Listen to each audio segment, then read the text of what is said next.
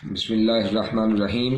لبیک لبیک لبیک یا رسول اللہ، تاجدار ختم نبوت، زندہ باد زندہ باد زندہ باد۔ میں سب سے پہلے وہ لوگ جو اب اعلان کر رہے ہیں کہ جی ہمارا تو جو 25 نومبر کا اعلان ہوا ہے ہمارا اس کے ساتھ کوئی تعلق نہیں ہے، ہمارا اس کے ساتھ کوئی تعلق نہیں ہے، میں انہیں یہ کہتا ہوں کہ اللہ کی بارگاہ میں توبہ کریں، کل کو کہیں یہ نہ کہہ دیں کہ کلمے اور اس دین کے ساتھ ہمارا کوئی تعلق نہیں ہے۔ خدا کا خوف کریں، جو اللہ کے دین کے لیے، رسول اللہ کی عزت و عظمت کے لیے نکلتا ہے تو مشکل حالات تو آتے رہتے ہیں، تو وہ کون سا مرد ہے کہ جب مشکل حالات ہیں کہ نہیں جی میرا تو اس کے ساتھ کوئی تعلق نہیں ہے۔ آپ خدا کا خوف کریں، آپ اللہ کی بارگاہ میں توبہ کریں، اللہ سے معافی مانگیں اور اپنے آپ کے اپنے ایمان کی حفاظت کریں۔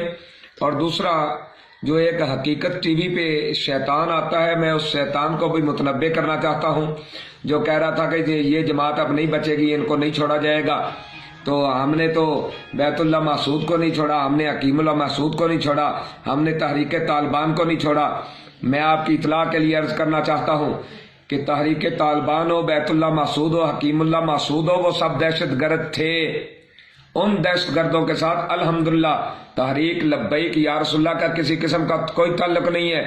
تحریک لبیک یا رسول اللہ نہ ملک دشمن ہے، نہ ملک کی غدار ہے، نہ دین دشمن ہے، نہ دین کی غدار ہے۔ الحمدللہ یہ وہ لوگ ہیں جن کے باپ دادا نے اپنی قربانیاں دے کر ملک پاکستان حاصل کیا۔ اب ذرا سوچیں کہ تحریک لبیک والے چاہتے کیا ہیں؟ تحریک لبیک والے یہ چاہتے ہیں کہ ملعونہ گستاخ رسول آسیہ مسیح کو پھانسی دی جائے، اور جو ہمارے ساتھ معاہدے کیے گئے تھے ان کے پر من و ان عمل کیا جائے۔ اور تحریک لبیک یا رسول اللہ صلی اللہ علیہ وسلم یہ سیاست میں کیوں آئی؟ اس لیے کہ جو ملک رسول اللہ کے نام پر لیا گیا ہے، اس ملک میں رسول اللہ کا نظام ہو، آقا کریم کا دین تخت پہ آئے، تاکہ جو ہم نے نعرہ لگایا تھا پاکستان کا مطلب کیا، لا الہ الا اللہ، دستور ریاست کیا ہوگا، محمد رسول اللہ، اس پہ عمل ہو سکے۔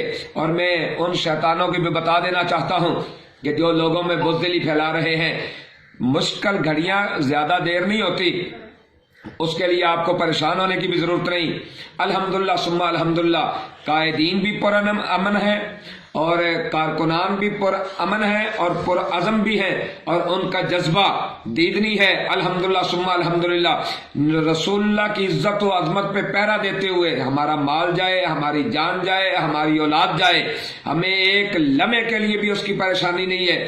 آشکارِ رسول، اٹھو، میدان عمل میں آ جاؤ۔ جب ایک ویل چیئر پہ بیٹھنے والا بندہ رسول اللہ کے دین کے لیے مدد کے لیے، رسول اللہ کے دین کے لیے میدان میں آ سکتا ہے، مجھے اور آپ کو ایک لمحے کے لیے بھی پریشان نہیں ہونا چاہیے۔ آپ سڑکوں پہ آئیں، جو بھی سڑک قریب ہے، ہاں اتنا ضرور ہے جتنے بھی مشکل حالات ہو، لاٹھی چارج ہو، شیلنگ ہو، کچھ بھی ہو، یا ہمیں لاشیں اٹھانی پڑے، ہم نے پرامن رہنا ہے، کیونکہ یہ ملک ہمارے باپ دادا نے بنایا ہے۔